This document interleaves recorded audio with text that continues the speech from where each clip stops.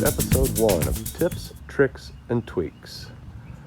The G-Wagon, Mercedes G-Wagon wheels bolt right up to a Mercedes Sprinter, a Dodge Sprinter, Freightliner Sprinter, T1N, 2004 to 2006 models.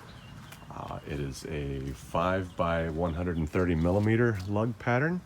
It does require that you buy longer bolts. They're available on Amazon, and I'll try to put links below.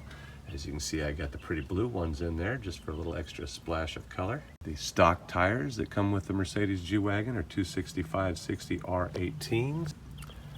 They do rub a little bit on the front wheel. As you can see in here, I've still got a little bit of rubbing happening there. I'm going to have to clean that up, maybe hammer it a little bit, and then paint it before rust starts. Also had to do a little bit of trimming on the plastic bumper here to stop the rubbing and the awkward noise. But in the back, it's pretty good. Everything fits well. No damage to the vinyl even there. So that's a pretty good tip. Bigger wheels and the bigger tire combination correct the speedometer. Now when my speedometer says 82 miles an hour, I'm actually going 82 miles an hour. I hope you can use this bit of information.